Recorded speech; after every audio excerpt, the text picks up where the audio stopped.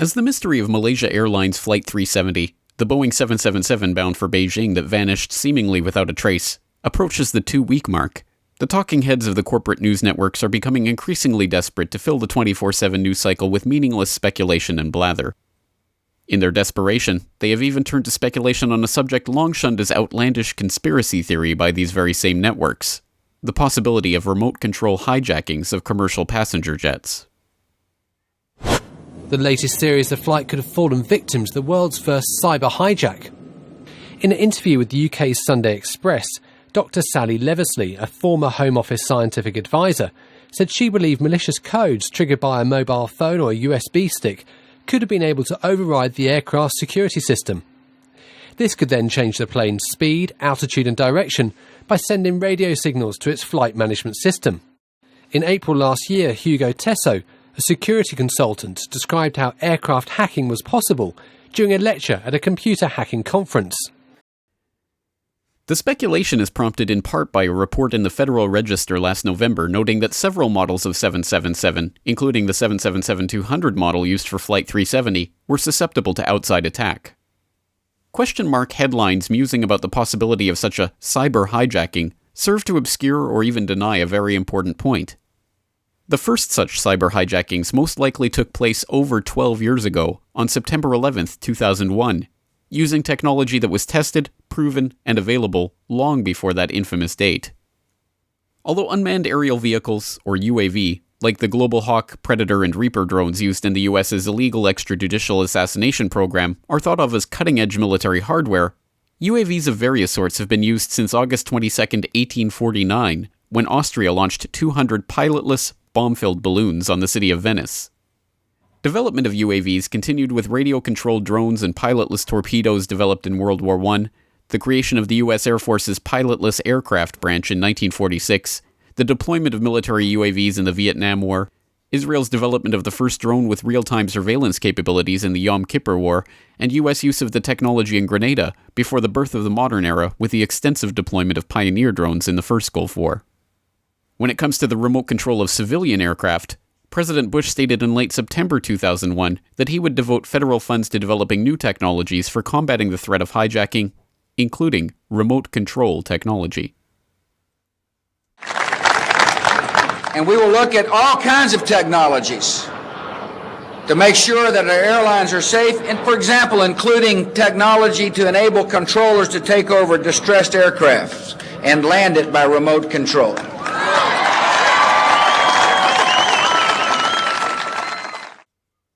But even at that time, remote control technology had been successfully demonstrated for commercial jetliners for nearly 2 decades.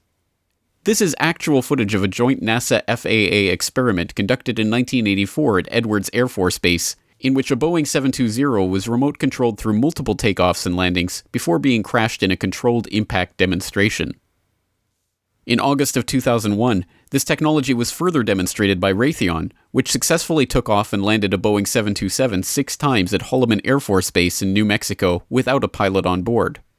Raytheon also developed a sensor suite for the Air Force's Global Hawk drones, and Raytheon Network-Centric Systems has recently won multiple contracts to help develop advanced communication systems for the E-4B, the U.S. government's so-called doomsday plane that was spotted above the White House shortly before the strike on the Pentagon, and which has since been confirmed was one of 4 functioning doomsday planes operating in the skies on that day. It appeared overhead just before 10 a.m., a 4-engine jet banking slowly in the nation's most off-limits airspace, on the White House grounds and the rooftop, a nervous scramble. About 10 minutes ago, there was a white jet circling overhead. Now, you generally don't see planes in the area over the White House. That is restricted airspace. No reason to believe that this jet was there for any nefarious purposes, but the Secret Service was very concerned, pointing up at the jet in the sky. And still today, no one will offer an official explanation of what we saw. 2 government sources familiar with the incident tell CNN it was a military aircraft and say the details are classified. This comparison of the CNN video and an official Air Force photo suggests the mystery plane is among the military's most sensitive aircraft, an Air Force E-4B. Note the flag on the tail, the stripe around the fuselage, and the telltale bubble just behind the 747 cockpit area.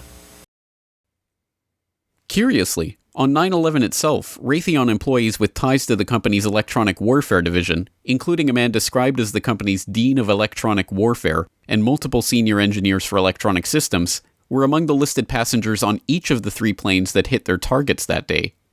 Raytheon also had an office in WTC-2 on the 91st floor, and despite the fact that there were only 4 survivors from the Twin Towers who were above the impact zone at the time of the plane hits, no Raytheon employees died in the office that day.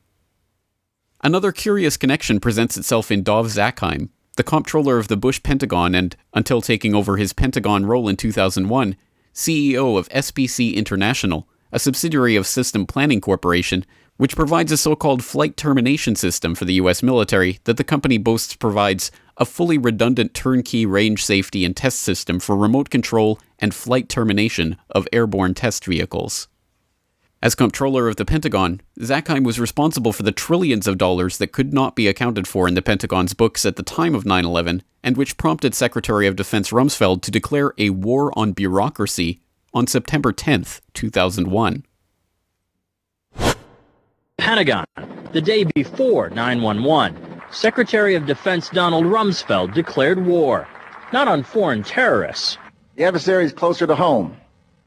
It's the Pentagon bureaucracy. He said money wasted by the military poses a serious threat. In fact, it could be said that it's a matter of life and death. Rumsfeld promised change, but the next day, the world changed.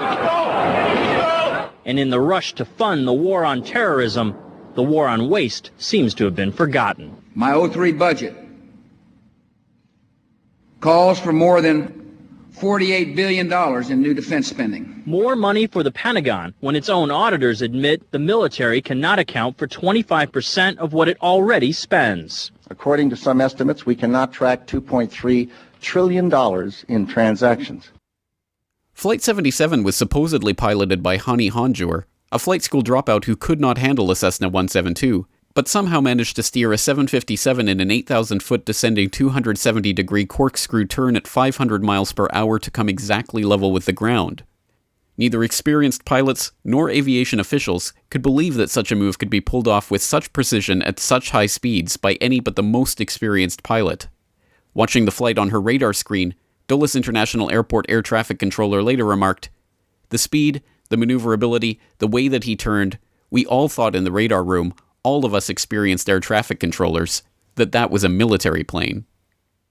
By what we are expected to believe is a massive coincidence, the flight ended up hitting the Pentagon in the budget analyst office where the DoD staffers overseen by Zakheim were working on the question of the missing trillions. This is a picture of the location of the victims of the Pentagon attack that was released as part of the prosecution exhibits at the trial of Zacarias Moussaoui.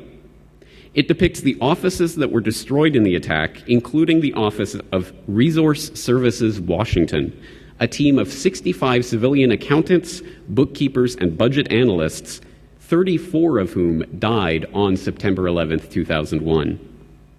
As a Pittsburgh Post-Gazette article of December 20th, 2001 noted, Robert Jaworski, the director of the office, was faced with the task of choosing which of his colleagues' funerals he would attend because he could not physically attend them all. The office's role in processing information regarding the unaccounted for $2.3 trillion has never been established by outside researchers and in fact has never even been inquired into by professional journalists. An Arlington County after-action report on the rescue and cleanup response at the Pentagon, however, notes that, quote, "It was also the end of the fiscal year, and important budget information was in the damaged area."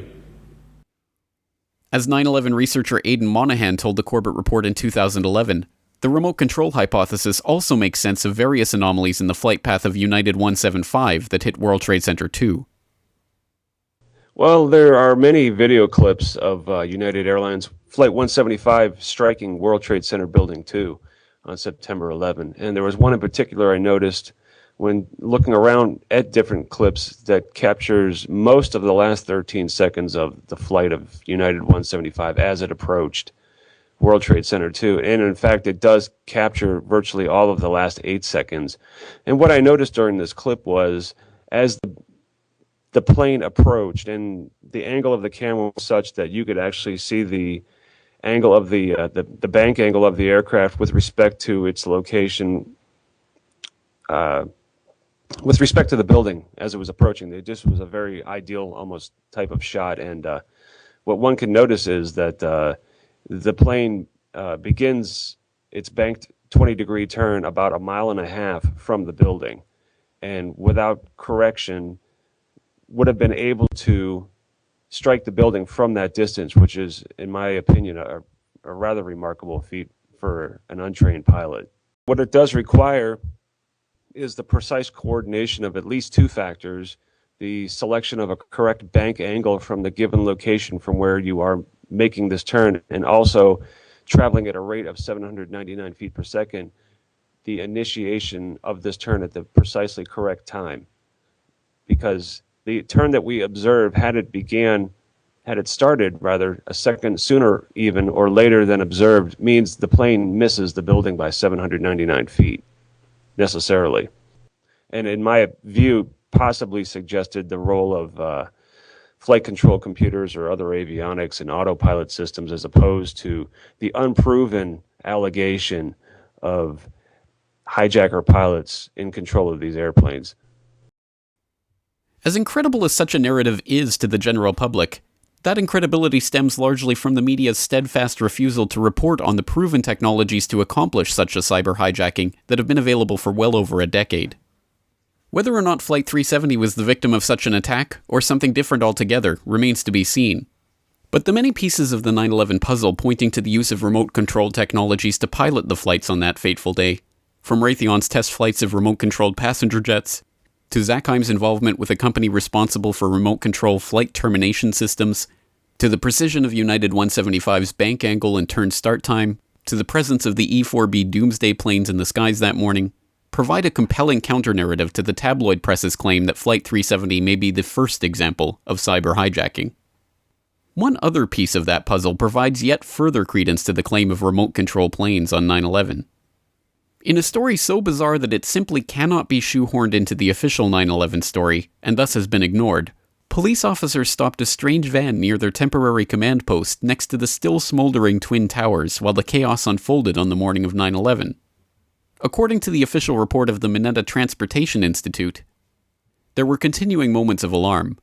A panel truck with a painting of a plane flying into the World Trade Center was stopped near the temporary command post.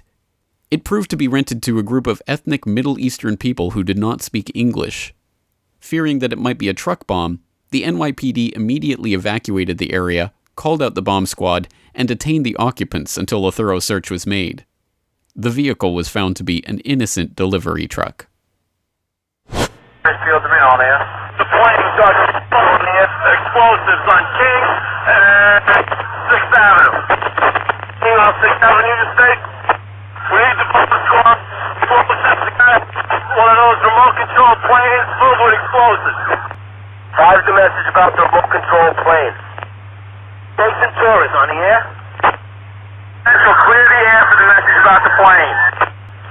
Central, I got a message on that plane. It's a big truck with a mural painted of an airplane diving into New York City and exploding. I don't know what's in the truck. The truck is in between 6th and 7th on King Street. Alright, 10-4, I'll send the issue in the bomb squad there for Westgate. No explanation of who these men were or why they had a picture of a remote-controlled jet flying into the World Trade Center painted on their delivery van on the morning of 9/11 have ever been provided, much less even asked for by the complacent, complicit mainstream media. If and when more details of the missing Malaysian Airlines flight do eventually surface, don't expect the media to do any better job answering questions about it, or connecting any of the 9/11 dots in what may very well have been the world's first cyber hijacking, nearly 13 years ago. This video is brought to you by the subscribers of BoilingFrogsPost.com. For more information on this and other topics, please go to BoilingFrogsPost.com. For more information and commentary from James Corbett, please go to CorbettReport.com.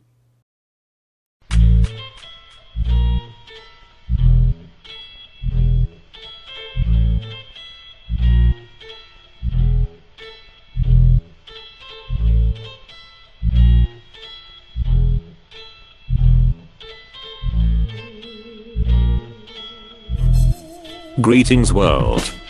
We are anonymous. With the disappearance of those on Malaysian Airlines MH370, billionaire Jacob Rothschild becomes the sole owner of an important semiconductor patent. Coincidence?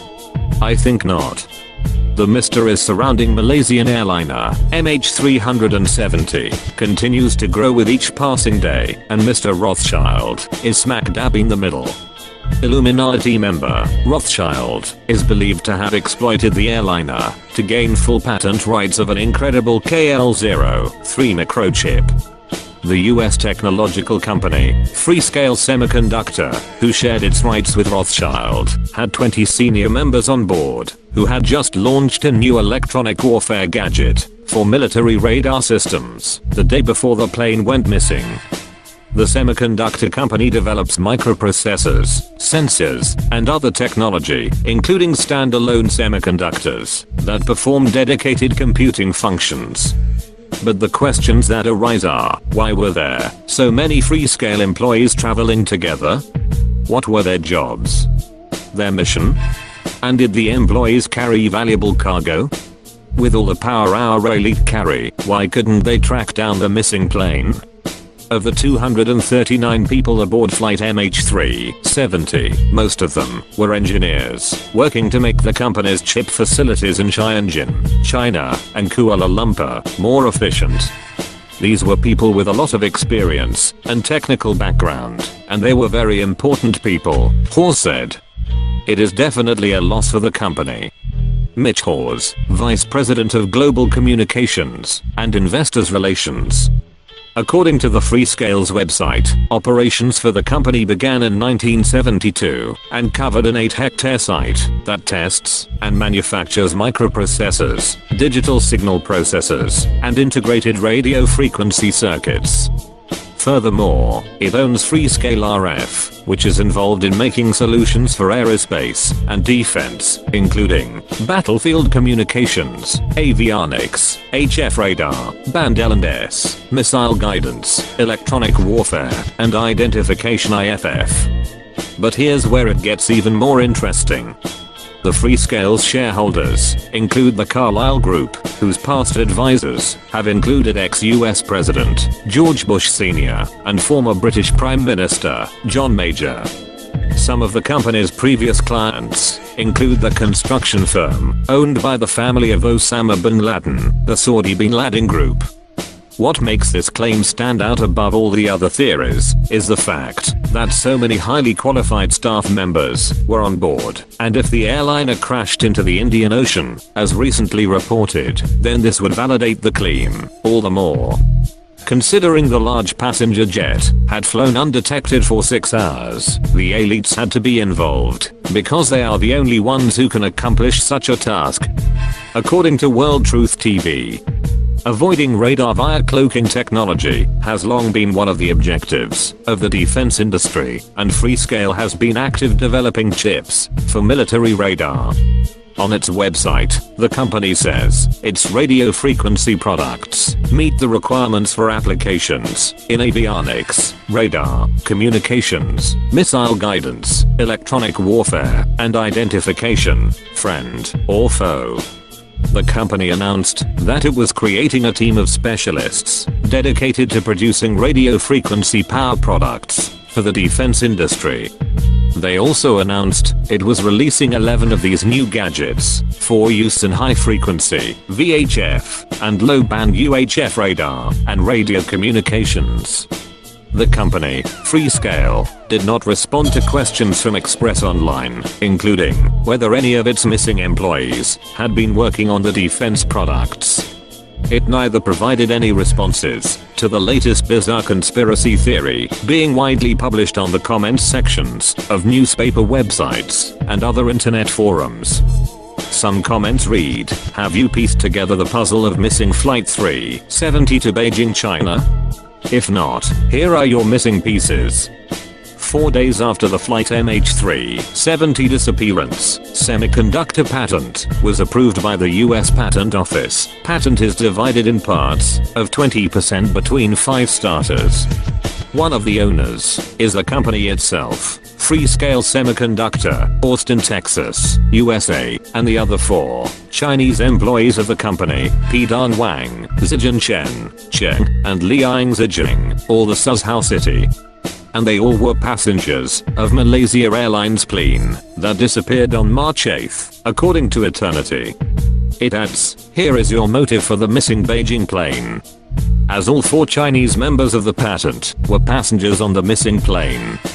Patent holders can alter the proceeds legally by passing wealth to their heirs. However, they cannot do so until the patent is approved. So when the plane went missing, the patent had not been approved. Although a Freescale patent exists under number US 8650327, none of the names listed actually appear on the passenger manifest released by the Malaysian authorities.